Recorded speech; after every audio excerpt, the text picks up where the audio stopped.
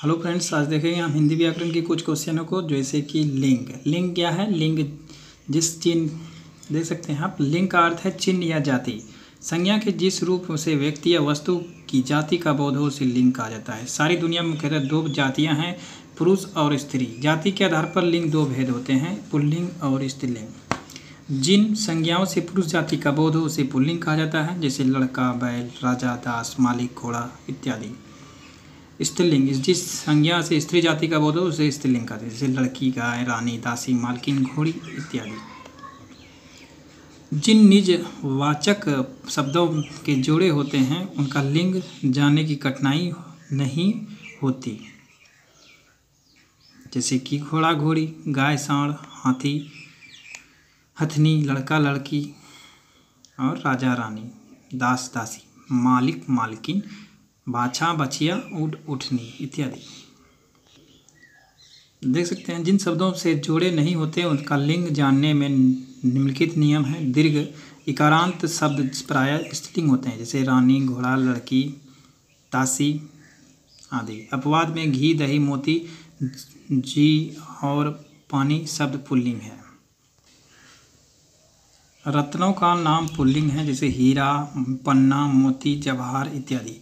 धातु के नाम पुल्लिंग होते हैं, हीरा, तांबा, सोना, तीन, रूपा, कांसा, रंगा सब धातु पुल्लिंग होते हैं। अपवाद में चांदी स्त्रीलिंग है। अनाजों के नाम पुल्लिंग होते हैं, जैसे गेहूँ, जौ, चावल, चना, मटर आदि। अपवाद मटर, ज्वार, मूंग, अरहर, खेसारी स्त्रीलिंग है। फलों और पेड़ों के नाम पुल्लिंग होते हैं, जैसे आम, अमरूद, कटहल, सागौन, चीड़, पीपल आदि। अपवाद लीची, नारंगी, नाशपाती स्त्रीलिंग है। फलों के नाम पुल्लिंग होते हैं, आम, अमरूद, कटहल ये सब पुल्लिंग है। भौगोलिक जल और स्थल भागों के नाम पुल्लिंग होते हैं, जैसे पर्वत, द्वीप, रेगिस्तान, वायुमंडल, पाताल देश, नगर इत्यादि। अपवाद झील, पृथ्वी, झील और घाटी स्त्रीलिंग है। स्त्रीलिंग के पुल्लिंग से स्त्रीलिंग बनाना, जैसे पुल्लिंग शब्दों में ई, इया, इन, नी और आनी, आ, इका, इनी प्रत्यय लगाकर स्त्रीलिंग बना। जैसे लड़का ई लगा के लड़की हो गया, पुत्री यानी पुत्र ई लगा के पुत्री हो गया। इस प्रकार से देख सकते हैं। आगे भी देख सकते हैं।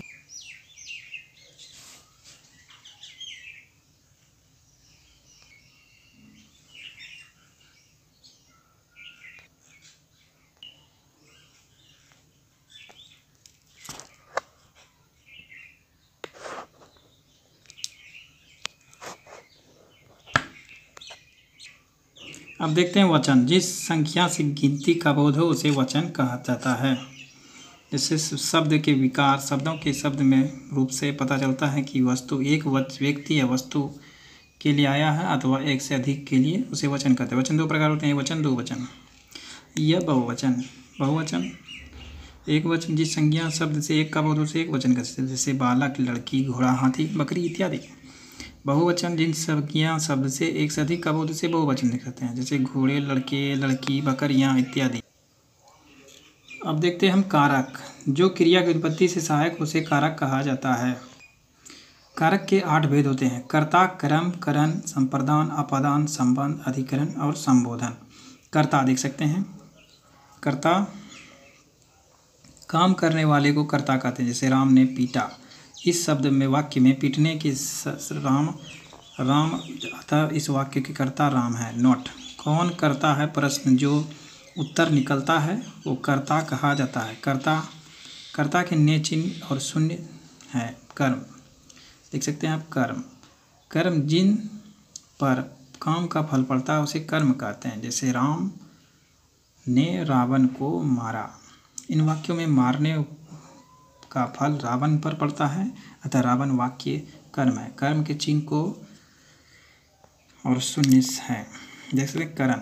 कर्ता जिस साधन से काम करता है उसे करण कारक कहते हैं, जैसे माँ चाकू से अमरूद काटती है। यहाँ काटने का साधन चाकू है, अतः चाकू करण कारक है। करण कारक का चिन्ह से हैं, देख सकते हैं, से, करण से। संप्रदान कर्ता जिसके लिए काम करता है उसे संप्रदान कारक कहते हैं, जैसे राम ने धर्म की रक्षा के लिए रावण को मारा। यह कर्ता धर्म की रक्षा के लिए काम करता है, अतः धर्म की रक्षा के संप्रदान कारक संप्रदान कारक के चिन्ह को और के लिए हैं। अपादान जिससे किसी वस्तु या जुदाई या अलगाव समझा जाए उसे अपादान कारक कहते हैं। जैसे राम देख सकते हैं, जैसे गंगा हिमालय से निकलती है, जैसे देख सकते हैं यहाँ हिमालय से अपादान कारक है। जैसे अपादान चिन्ह से संबंध देखते हैं जिससे एक शब्द का। 7 नंबर देख सकते हैं अधिकरण। क्रिया जिस स्थान पर हो उसे अधिकरण कारक कहते हैं। जैसे बच्चा खाट पर सो रहा है, सोने खाट पर सो रहा है, इसे खाट से देख सकते। संबोधन देख सकते हैं आप, अधिकरण में चिन्ह में और पर है। संबोधन पुकारने चिल्लाने संबोधित करने को संबोधन कारक कहते हैं। जैसे हे श्याम, हे कृष्ण, हे राम इत्यादि। हे कृष्ण, हे राम ने रावण को वन से जाकर लंका में धर्म की रक्षा के लिए तीर से मारा। 8 कारकों वाला वाक्य है। राम ने रावण को वन से, हे कृष्ण, राम ने रावण को वन में जाकर लंका में धर्म की रक्षा के लिए तीर से मारा। ये सारे 8 कारकों का एक वाक्य है, देख सकते हैं। अब देख सकते हैं कर्ता कारकों की विभक्ति और चिन्ह। कर्ता ने करण से, अपादान से, अधिकरण में पर, कर्म को, संप्रदान का को के लिए, संबंध का के की, संबोधन देख सकते हैं हे अरे। कर्ता ने चिन्ह का प्रयोग आप देख सकते हैं, सारे को पढ़ सकते हैं। जैसे नहाना, छिकना, थूकना आदि सकर्मक क्रियाओं के में चिन्ह का प्रयोग होता है। जैसे उसने थूका, श्याम ने खांसा इत्यादि। अब देख सकते हैं आप सर्वनाम। जो शब्द किसी भी संज्ञा के बदले में आते हैं उसे सर्वनाम कहा जाता है। जिस पर इस तरह से सर्वनाम संज्ञा के बार बार आवृत्ति से बचाता है। सर्वनाम के 6 भेद होते हैं: पुरुषवाचक, निजवाचक और निश्चयवाचक, संबंधवाचक, प्रश्नवाचक और निजवाचक। बिहार पुलिस के लिए इम्पोर्टेंट है सर्वनाम, जो देख सकते हैं। पुरुषवाचक, जो सर्वनाम पुरुष या स्त्री के नाम के बदले आते हैं उसे पुरुषवाचक सर्वनाम कहते हैं। जैसे मैं, थाम, तुम, वह आदि।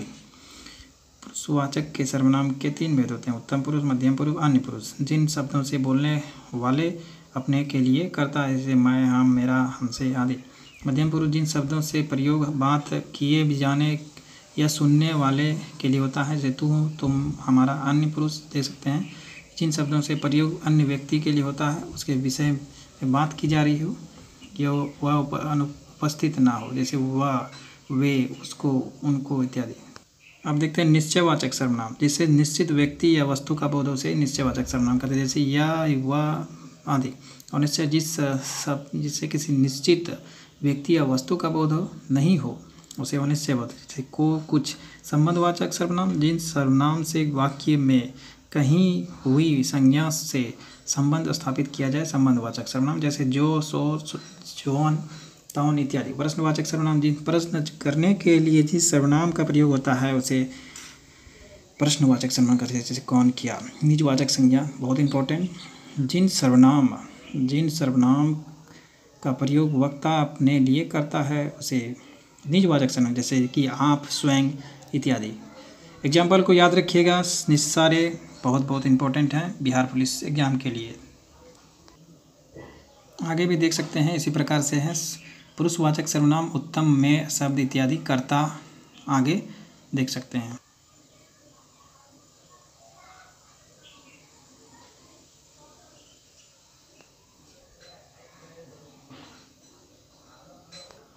विशेषण क्या है? जो शब्द संज्ञा सर्वनाम की विशेषता बताता है या प्रकट करे उसे विशेषण कहते हैं। विशेषण शब्द संज्ञा सर्वनाम की विशेषता बतलाता है उसे विशेष कहा जाता है। अच्छा लड़का, तेज घोड़ा, मोटा किताब इत्यादि, या मोटी किताब इत्यादि। मोटी विशेषण है जो लड़का, घोड़ा और किताब विशेषता बताते हैं इत्यादि। विशेषण के 4 भेद है: गुणवाचक, परिमाणवाचक, संख्यावाचक और सर्वनामवाचक। जिन शब्दों से संज्ञा का गुण और विशेषता जाहिर हो उसे गुणवाचक विशेषण कहा जाता है। जैसे काली घोड़ी। परिमाणवाचक, जिन शब्दों से किसी वस्तु या को नापा या तौला जा सका या बोध हो उसे परिमाणवाचक विशेषण, जैसे थोड़ा, बहुत, कम, अधिक। संख्यावाचक, जिन शब्दों से सर्वनाम या संख्या जाहिर हो उसे संबोधवाचक, जैसे 2, 3, 4, 5। सर्वनाम बोधक देख सकते हैं। पुरुषवाचक और निजवाचक। पुरुषवाचक और निजवाचक सर्वनाम को छोड़कर शेष सर्वनाम का प्रयोग विशेषण के समान हो उसे कहते हैं। आगे भी इसी तरह से देख सकते हैं। अब क्रिया क्या है? जिसे शब्द जिसे काम करना हो ना समझाए उसे क्रिया कहते हैं। क्रिया के दो प्रकार के होते हैं, धातु अकर्मक क्रिया, सकर्मक क्रिया। देख सकते हैं जिसे कर्म नहीं होते हैं उसे कर्मक कहा जाता है। जैसे वह सोता है, सोना अकर्मक है। सकर्मक जिसे कर्म का हो या उसे क्रिया के साथ कर्म की संभावना हो, सकर्मक। जैसे राम आम खाता है इत्यादि। संयुक्त क्रिया आदि इस प्रकार से देख सकते हैं। अब काल, क्रिया करने में जो समय लगता है उसे काल कहते हैं। काल 3 प्रकार के होते हैं, भूतकाल, वर्तमान काल, भविष्य काल। सामान्य भूत, असन्न भूत, पूर्ण भूत इत्यादि। अपूर्ण भूत, संदिग्ध भूत, हेतु, मध्य भूत इत्यादि। अब देख सकते हैं अव्यय, जिन शब्दों से का रूप नहीं बदलता है उसे अव्यय कहते हैं। जैसे इसके 4 भेद होते हैं, संबंध बोधक अव्यय, समुच्चय बोधक अव्यय, विस्मयादि बोधक अव्यय और क्रिया विशेषण अव्यय। विराम चिन्ह देख सकते हैं आप, जैसे कि दिया गया है।